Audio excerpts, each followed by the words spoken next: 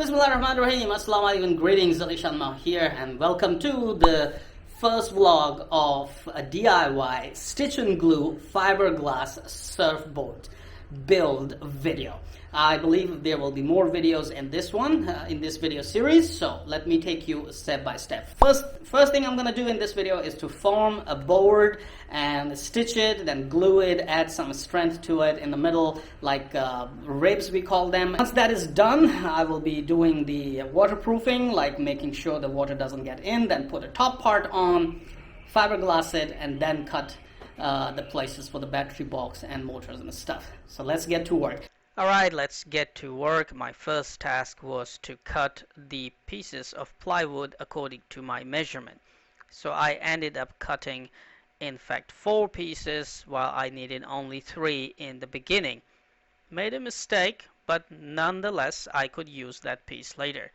I used my plane tool to make these 2 pieces equal, and after that I had to cut the shape on the bottom part.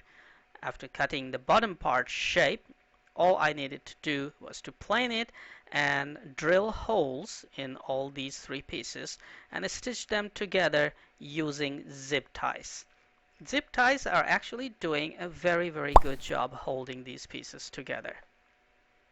Now, I do not like to waste wood or other resources that I have, so after stitching these 3 pieces, the rear and middle pieces I made using the part of the plywood that I cut wrong previously, and I just made a good use of it. No wasting of wood and resources here during this build.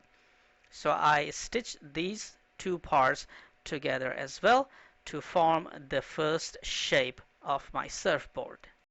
To make the ribs and to make the surfboard stronger in the middle, I used these wooden strips that I bought very cheap in the local market, hardware depot, and I cut them according to the measurements. That was just quick measuring right there to make the ribs quickly. After that, I used a very quick AB epoxy to seal the sides very quickly. This is kind of draft seal, but I would be doing the proper sealing later. Once this was done, I used the same epoxy to add these ribs together. This is a metal epoxy. Once it gets hard, it's just like metal. So I was not worried about the strength of this epoxy on the ribs. These ribs are going to stay really hard and strong. Later I removed all the stitches and it was time to move on to the next steps. I cut the excess plywood, used my plane tool to plane and make all the ribs and sides equal so that I can put the top part of the plywood base and complete the surfboard build. But before that, there are more things to do. Okay, this step is done. Now all the surfaces are nice and good. I have removed the stitches, those zip ties, and it is holding very well. Now the next steps are pretty simple. I have done proper sealing on the sides where I stitched it, but still if there is a doubt that the water will slip in, I thought I would go with this thing. This is a kind of a spray that people use to seal the rooftops, for raining season, so the water will not pour in through cracks and stuff. So I got it pretty cheap. I'm thinking 1 coat of this inside on the sides, it's gonna do a lot good, and it will seal all the openings, all the cracks, and waterproof it, so water will not flow in.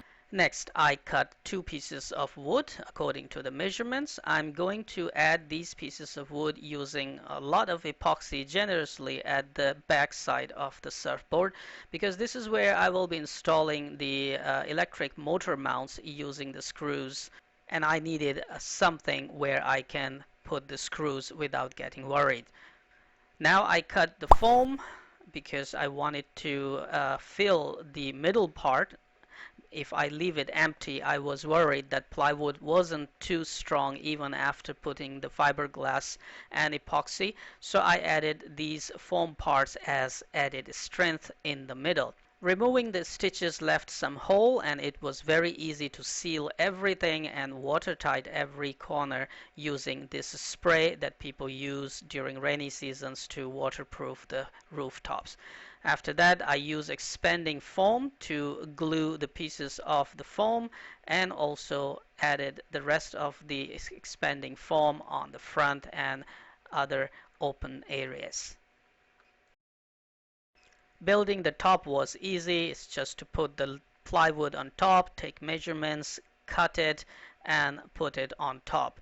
In the beginning, I went ahead with my hand saw, cut the shape that I wanted, and after that I drew line where the ribs were so I could join the top part of plywood using nails very quickly. So I added a couple of nails to join the top. Well, I wasn't fast enough for the expanding foam, and while I cut the top part, the foam expanded and pushed the XPS and also itself. So this one was like kind of curvy, but fixing it with a 502 quick glue, is just piece of cake. So my clamps came in handy. I added the clamps. I just pour this glue, and it gets really nice, solid. So you can see right here, it is really nice and solid. Next, I went ahead cutting the excess plywood from the sides and used my plane tool to nicely plane all the corners and made all the edges nice and smooth to get it ready for fiberglass. Then I sanded the whole board very quickly using my rotary sander.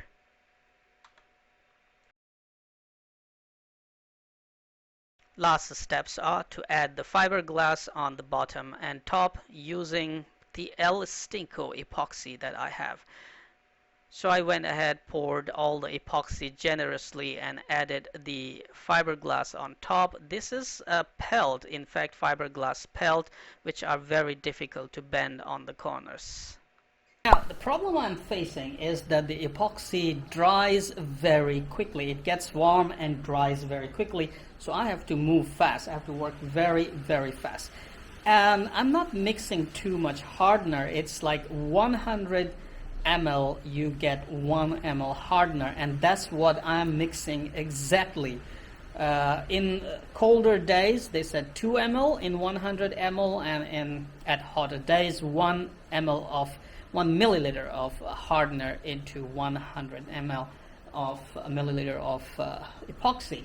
But with the ratio right, it dries very quickly.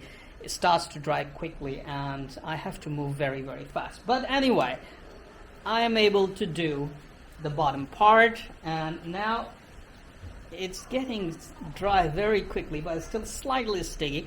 So I'll give it one night, and next morning I'll turn it over and do the other side, and then second layer, and it should be ready. Next morning, my Bengali friend Jamil came over to help me fiberglassing the top. We did that. Now all we need to do is wait for it to dry. After that, next steps are to add the poly putty, make everything smooth, give it a nice sanding, add fins, and get it ready to install the battery box and electric motors. Well, thank you very much for watching this first vlog of a stitch and glue DIY electric surfboard with plywood. Stay tuned for the second vlogs and more videos on my channel.